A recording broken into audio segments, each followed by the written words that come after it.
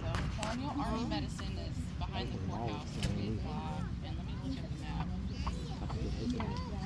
Oh wait, are we? Is it over there? No, it's gotta be here because the stuff is here. Yeah. Good day to all of you. I'm David Shepard. I'm a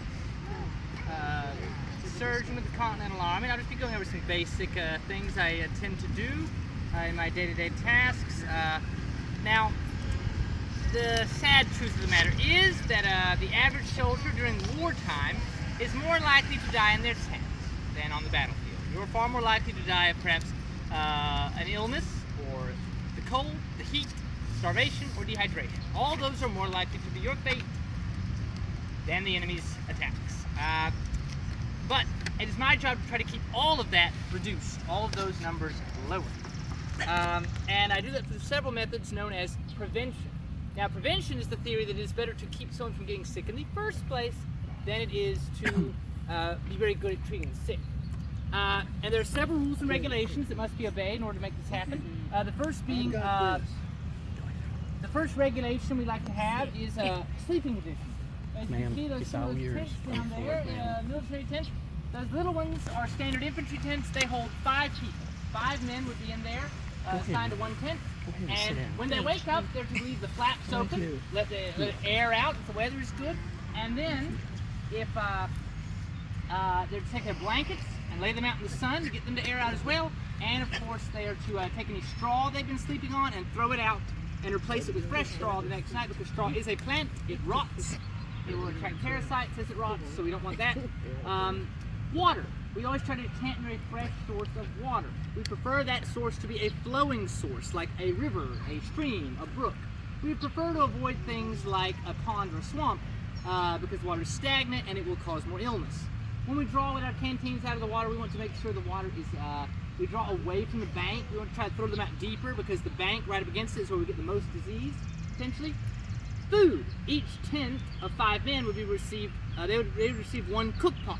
And this cook pot, one of them each day would take it to the quartermaster, receive their rations for the whole tent. They go to the kitchen to cook throughout the day. But the kitchen is not a building. The kitchen is a dirt mound. A circular trench is dug, a circle is dug, and all the dirt out of it is placed in the middle to make a nice big anthill-like structure. We then make little alcoves around the edge of it, and each one would have a little fire on top of it for us to cook. And the food is to be cooked thoroughly. We want to make sure that all the meat especially is cooked nice and thorough to help us not get sick. And finally, the latrine. We must dig a latrine near the encampment, but it must be away from where we eat and where we sleep and all that. It's a big trench we dig where we can relieve ourselves day or night. That will be somewhere else away from everything else. Now, if all these rules are obeyed, we can avoid most basic illnesses. But there are some illnesses that do not care how well you eat or drink, how good your sleeping conditions are, or whether you keep yourself away from the latrine. They don't care. They're called plagues, and they just swoop through like the wind. One of them is called smallpox. Now, smallpox is a dreadful disease we've had for quite a while in the colonies, and what it does, if you catch it, it's highly contagious, and if you catch it, you get a high fever, and you get pussy, blistery boils all over your body. They itch, they burn, they bleed open, they're very painful, and once you have this condition, the doctor cannot help you. You either get better on your own, or you die. There is no in between. The doctor cannot treat you. It is between you and God. That is all there is to it. But there is a silver lining to smallpox. If you get it and survive, you will never get it again. I don't know why. No one does. But for some reason, your body cannot get the disease twice. And that is the only avenue we have found to combat it. It's called inoculation. What we do is I take a quill and I go to someone who has smallpox, and I find one of those nasty boils on them, and I put the quill into the boil and squeeze the pus up into the hollow of the quill. I collect some of that pus. I break the feather off for easy transport, and then I place them. I have several quills of smallpox here inside these little containers to keep them safe from things. And I then go to people who have never had smallpox. And then I take a knife and I make a tiny cut somewhere on the arm, and I squeeze the pus into the cut, and then I bandage it up. After about a day or so, they will start to get one of those nasty boils right there. But they won't get them all over. They'll just get it right there, and they might get a little sick and not feel well, but after a little while, they will recover, and their body has been tricked into believing it has already had smallpox in its worst entirety. This is called inoculation. It's a very clever method. I do not know why it works, but it does. I wish this worked with a lot more things. Sadly, though, there are a lot of awful diseases that you can get over and over and over and over again, no matter how many times you've had it. But smallpox is not that way, so it's an excellent method to combat it. And if you join the Army, you would receive an inoculation against smallpox if I had the available supplies. I don't always have the available supplies, so if I do, I will give you one. But that is what I'm doing when there is not combat. When a battle starts, I must be a surgeon. That is my main title. And the most common injury I must perform to help people by far, the most common injury I must deal with, is you have been shot with a musket ball. I have two here. This one is made of pewter. This one is made of lead. They are both very different. This one is extremely light and hard. Pewter is very good at keeping its shape, and it's very firm, but it doesn't weigh very much. So when it hits you, it's like someone took their finger and just, you're made of dough, and they just go in with their finger, and it makes a nice little hole. It drills straight down. It goes very deep usually, but it does not do much damage to anywhere but that one spot. It just penetrates deeply. This is lead. Now lead is a very ugly soft metal. It is incredibly soft. So soft that I can mark it with my fingernail. I can gouge this lead ball with just my nail. That's how soft it is. When this is shot into you, it doesn't even stay round. When this is pulled out of you, it is all flattened like a mushroom. The top half is all flattened and squished, and it's become sort of a mushroom shape, where the rear half is still a little bit round. Now, why does this kill you if it's so soft? It's incredibly dense. It weighs a lot more than pewter for the same size, so when it hits you, it's like a big fist has caved in your chest or something. So it doesn't penetrate as deeply as pewter, but it does more bone damage and bruising and collateral damage where the area around it has been ripped. Both are very deadly for different reasons, and I have to treat both of them. Now, but remember, this is not a physician's appointment. It's a battle. We don't get to schedule this. That means that I have to prioritize who gets help first. Some of you I'm just going to have to say goodbye to. If you've been shot in the head, you're going to the back of the line. There's just a good chance I can't help. And even if I could, I'm going to keep you last, because there's a good chance you're not going to make it. If you've been shot in the torso, you're headed toward the back. Because the torso is a maze of organs, and I do not know where they all are. And if I start digging around in here, I could do more damage than good. And the torso is very notorious for infection. So there's a good chance we're losing you in a couple of months regardless if I help you today or not. And so, who am I going to do all the work to help? Arm and leg. Those are the injuries I can do the most good for and the most saving of. I'll help the people who've been shot in the arm and the legs first. And the first thing we must determine is the ball still in you? And that is usually rather easy. How many new holes do you have? If there's only one hole, it's probably in you. If there's a hole here and it goes all to the other side, it's probably not in you. That's my first indication of whether we need to look for a ball. If it's clearly gone straight through you, that's easy. I take a cauterizing iron. It will have gotten hot in the fire at the beginning of the day. I already know to heat it up when a battle starts. It'll be glowing red, glowing orange and red right here. I'll just burn shut each side of the wound to kill infection and blood loss. Stops the bleeding and kills the infection. Germs cannot fight lethal amounts of heat. Fire cures all germs. Sadly, you often are part of that, so we can't just burn you to cure you because it'll kill you too. But it is a method that always works. Extreme heat always beats germs. There's none that survive. We bandage you up, and you're done. And that's the best we can do for you, and hopefully you'll be fine. Now, but if it's still in you, well, we have to get it out. So, the first thing I'm going to determine, I have to find the ball and remove it as fast as possible, because I have a lot of people to get to. My best tool that I'll start with is hands.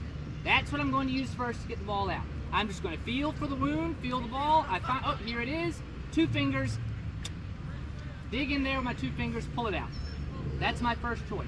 It's fast, it's effective, not the most neat method, but it's, as I said, we're in a hurry. But what if I couldn't get it out? What if I couldn't do it in time? Or what if I can't wedge my fingers deep enough in there to get it? Well, I'll need to use something else. I'll use a probe. Now this is much longer and thinner than my finger, as you can see, so I can go way further into the body, way deeper down. And I can go way down and find the ball. I'm listening to hear the clicking of that metal, to feel it. And when I find it, I pull the probe back out, and now I know exactly where I'm going, and I go back in you with the forceps. Now, these are not scissors. They're not sharp at all. They're to grab things. I take them, I go down into you, and get it out. But, what if I still couldn't get it? What if it's just wedged in too tightly and it's just too difficult to pull it out? Well, then we have to figure out, is the wound caused by pewter or lead? And I have ways of doing that to make sure I know what I'm doing, but we won't go into all the details of that. If it's pewter, I will simply just leave it in. And I will check on you again in a week. Because pewter is not particularly harmful to the human body. We make dishes out of pewter. We eat and drink off of pewter. It's not a very deadly material. So, if I leave it in you, well, just as with a splinter, if you've ever gotten a splinter, you know that your body does not wait for you to pull it out to start healing. If you never get it out, well then your body eventually pushes it out anyway. Same thing with a musket ball. It's really just a severe splinter. A very, very, very, very bad splinter is what you're getting shot is. Your body will start to close that wound up. And over the week, it's going to usually shove it more and more out the way it came in. Not always, sometimes it will just stay put, and that is annoying, but as I said, pewter isn't very deadly, it won't kill you. But usually in about a week, I can wait for it to have pushed it further out, and then I can pluck it out later when I check on you again. But what if it's lead? Lead is poisonous to the human body. We have to get it out now. So, remember, lead has a big weakness. Lead is soft, much softer than steel. My tools are steel. This is a musket ball extractor. As its name implies, it has one job. I put this deep down into the wound. We already know where the ball is. I'm going down into the wound with this. And then when I get to that lead ball, I put it right up against it. As you can see, I have a little drill here at the end. And then I just drill into the ball. And it's not difficult. As I said, my fingernail can carve that up, much less this steel drill. So I just drill right into that ball, and once it's nice and deeply into it, I take 2 hands and yank it out of it. It's going to hurt, but it works. It gets it out. Trust me. It is not going to stay. And trust me, you'd rather have that brief burst of pain than the slow agonizing of lead poison that will occur over the coming weeks. Now, this next procedure I won't go into the grisly details of, but I will simply say, step 1 to the very end, all would be necessary. Here, here, here, here, here. This is an amputation. This is to take a whole limb off, arm or leg. Why would we need to do that? Well, sometimes you receive a wound that is so severe that your limb is so mangled and ruined that it will never be functional again. No matter how much we help it, it will never work again. So, it is considered medically best to simply take it off. Why? Because if we don't, there's a high chance you will get a condition known as necrosis. What is necrosis? I'm sure you've seen it a lot in nature. In the, look at all these bushes. They have many lovely green leaves, but I bet if we looked long enough, we'd find one that had started to turn black. It's not time for them to fall off, but one of them is turning black. And it's spreading. That's necrosis. It's where rot has infested a part of a living thing. But how does the plant deal with this condition? What does it do to get rid of that problem? It drops it off. It just throws the leaf off. The bad leaf gets just tossed off. You can't do that. You can't just toss your arm off when it gets sick to help you stay alive. You're not capable of doing that. I'm going to have to do it for you. When you have this severe wound, if we don't cut it off, you could get necrosis, and then that black rot, just like on that leaf, it'll grow and spread and spread and spread and spread until, whoop, we're to the heart, lungs, brain, you're dead. And that's a slow, awful, painful process. We'd rather avoid that. And the best way to avoid it is to go ahead and chop off that ruined limb. It's a 7-minute procedure. That's about how long it takes from my putting the tourniquet on to taking the tourniquet off. It's about 7 minutes of work to remove the limb and to heal it and close it all up. And it's a survival rate of about 6 out of 10. 6 men live, 4 men die an amputation surgery. You're a little better than a coin flip to survive the amputation. It is, but unlike this, I don't perform this very often.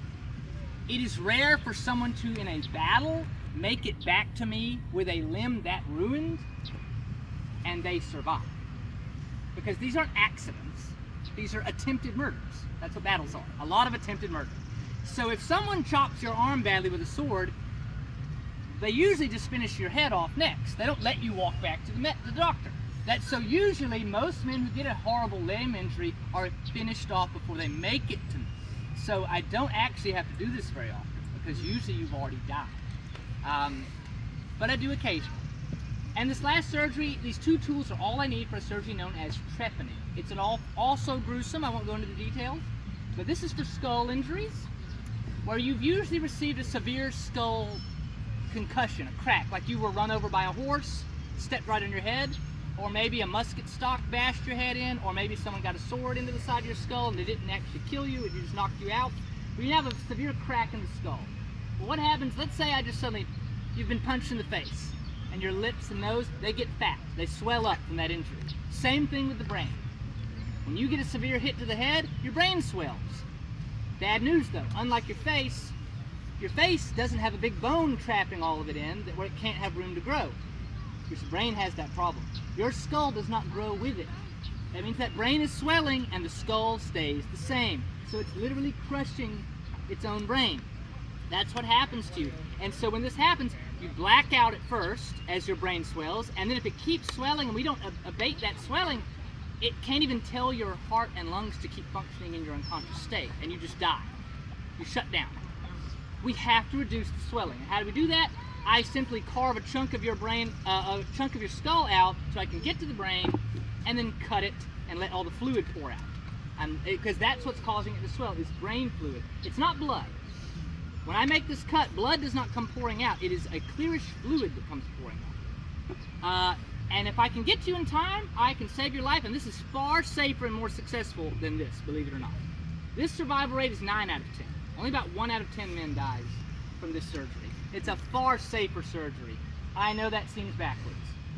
That me drilling and cutting your brain is actually the safer surgery than amputation. But the blood loss from amputation is so extreme, it's just not survivable.